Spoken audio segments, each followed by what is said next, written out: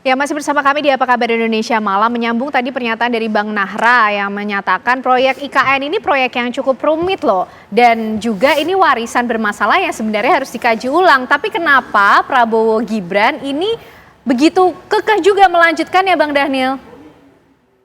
Betul, rumit itu juga disampaikan oleh Pak Jokowi, karena rumit itulah kemudian harus dimulai. Tadi saya sebutkan billion step began with one step. Ini one step yang dimulai baik oleh Pak Presiden Jokowi pada hari ini. Artinya dan step-step sebelumnya juga sudah dimulai misalnya oleh para presiden-presiden kita, yaitu mulai dari Bung Karno sampai dengan Pak SBY, kemudian dieksekusi dengan berani. Tadi istilah yang saya gunakan tuh extensial leap, lompatan jauh oleh Pak Jokowi. Memang banyak lompatan-lompatan jauh begitu dalam sejarah kita, itu dikritik dan dicibir. Tapi kalau kemudian itu sukses, barulah kemudian semuanya mengakui itu sebagai bagian tindakan yang berani. Nah, tentu Pak Prabowo ingin melanjutkan extensial leap ini. Ini kan ibarat menggali bukit yang kemudian dihina banyak orang, tapi kemudian terhenti karena gara-gara kita takut hinaan itu. Kenapa? Karena hampir semua presiden itu, semua pihak itu paham betul bahwasannya Jakarta punya potensi sangat crowded, bahkan prediksi demografi sampai 2045 nanti bisa sampai 75 juta, bahkan 90 juta untuk penduduk di Jakarta, Bandung dan sekitarnya.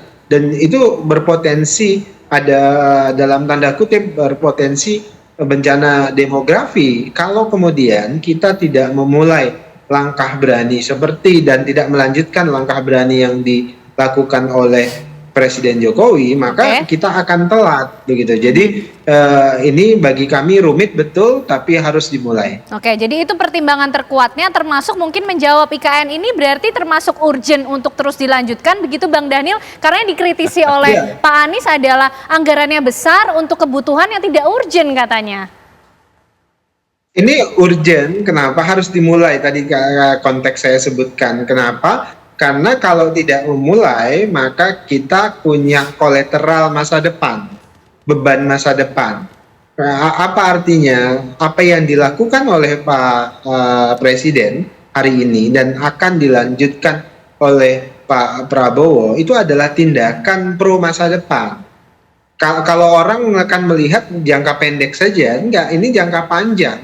Karena kalau tidak mulai, kita tidak akan melihat, kita hanya akan melihat bencana masa depan, tapi kemudian kita bisa kehilangan kesempatan nanti ketika ada dalam tanda kutip tadi saya sebutkan muncul bencana demografi.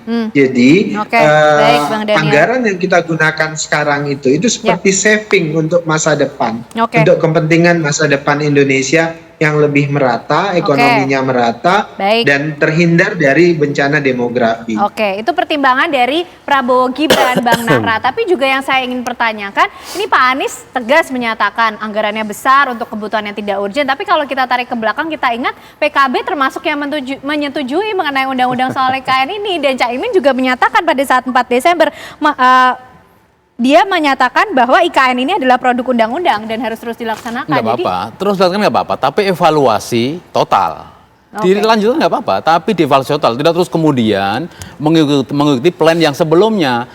Saya contohkan gini, dulu kan 2014 kan banyak sekali, mungkin ratusan janji Pak Jokowi itu kan nggak pernah terlaksana. Indosat kayak 10 juta lapangan kerja kayak, itu cuma hal kecil, nggak terlaksana. Coba bayangkan nih, mercusuar yang bernama EKN, itu belum lihat loh, hampir semua investor dari luar negeri kabur semua. Mereka nggak bodoh-bodoh amat, Mbak. Jadi kita pelan-pelan aja. Mereka nggak bodoh-bodoh amat. Mereka udah mempelajari kajian yang panjang, termasuk Cak Imin dan PKB sampai hari ini terus dikaji terus. Jadi tidak kemudian pendapat yang setahun lalu sama dengan sekarang, enggak. Tapi kita mempelajari dari berbagai sektor, berbagai pendapat dari para ahli, dan kemudian kita menyimpulkan tidak semua harus dilanjutkan. Kalaupun dilanjutkan, kalau memang itu banyak errornya, ya banyak kajian yang kemungkinan salah ya kita evaluasi total. Mungkin refungsional dan sebagainya kita lakukan itu nanti. Tapi untuk itu sebagai bukti, Pak Anies harus diberi kewenangan dulu, harus jadikan presiden dulu, baru tahu nanti seperti apa. Yang pasti canggih nanti itu, Pak Anies idenya bagus-bagus. Oke, Mas Adi, kalau tadi kan disampaikan ini untuk menyasar targetnya nampaknya segmen menengah ke atas. Memang angkanya cukup perlu untuk diperjuangkankah, Mas Adi? Dan ini dinamika yang terus terjadi, IKN akan menjadi pembahasan dan komoditas yang seksi untuk kemudian terus diperbincangkan? Ya, saya kira memang yang disasar secara politik adalah kelompok-kelompok rasional ya, yang saya sebut sebagai kelas menengah ke atas, karena mereka itu engage dengan isu-isu yang sifatnya substantif yang selama ini tidak nyerap ke bawah. Kalau mau jujur sebenarnya Ken, banyak orang yang tidak terlampau mengikuti perdebatan tentang IKN. Jangankan IKN, perdebatan tentang MK, putusan MK, bahkan politik dinasti hanya nyerap 30%, selebihnya orang nggak ngerti. Itulah yang saya sebutkan. Ini ada komoditas politik yang sengaja ingin tampilkan oleh kubunya Amin untuk mendapatkan ceruk pemilih yang selama ini dia adalah orang yang tidak setuju, tidak suka, dan bahkan tidak respect dengan Pak Jokowi. Inilah yang saya kira bahwa apa yang disampaikan oleh Bang Nara, kubu Amin, ini adalah pamflet politik yang secara terbuka untuk mendapatkan faedah elektoral. Nah, hal-hal yang sifatnya substantif saya kira memang perdebatannya pasti panjang. Jangankan soal IKN, sandal jepit pun itu menjadi perdebatan yang cukup panjang. Bagi Bung Dhanil, mungkin mereka pakai filosofinya seperti teman-teman HMI, Bang. Saya kebetulan HMI, pakai istilah yakin usaha sampai.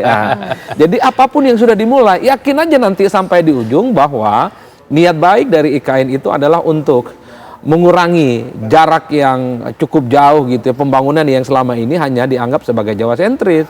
Pembangunan juga harus merata di luar Jawa, ada di Kalimantan, kemudian nanti ada di tempat yang lain di Sulawesi, kemudian di tempat-tempat yang selama ini memang tidak pernah disentuh oleh pembangunan baik secara ekonomi, baik secara peradaban dan seterusnya. Ini yang sepertinya sedang diikhtiarkan. Jokowi beberapa waktu yang lalu, kalau kita tangkap, selalu mengatakan bahwa kita tidak mau yang jadi presiden di 2024 adalah mereka yang mencoba untuk menghilangkan legasi-legasi yang sudah ditinggalkan. Ini semacam tutup lubang, gali lubang, nggak maju-maju ini negara. Di mana keputusan politik presiden sebelumnya tidak dilanjutkan oleh pemimpin sebelumnya, ini dianggap sebagai sebuah kemunduran. Tapi bagi kubu Amin beda ceritanya. Sekalipun mereka mengatakan bahwa pada saat yang bersamaan agak sedikit main aman, dikoreksi, dievaluasi, sekalipun evaluasi total, tapi mereka menghindari untuk mengatakan ini proyek gagal dan nggak mau melanjutkan. Loh, PKS jelas-jelas loh, baliho gede di Simatupang depan kantornya, Bang. Kalau Amin menang, mereka tetap ingin menjadikan Jakarta sebagai ibu kota negara. Ini bukan evaluasi tipis-tipis, ini penolakan yang cukup tegas. Kenapa misalnya PKB, kenapa Nasdem agak sedikit melunak? Karena mereka bagian dari partai politik yang menyetujui undang-undang IKN beberapa waktu yang lalu. Maka PKS lah yang disorong untuk agresif mengatakan jangan mau pindah ke hutan. Kan itu saja jalan ceritanya. Baik, Mas Adi, Bang Nara, Bang Dhanil, terima kasih. IKN menjadi salah satu komoditas dari sederetan komoditas lain yang kita akan tunggu bagaimana para capres-cawapres ini akan beradu gagasan. Terima kasih sekali lagi semuanya, sehat selalu.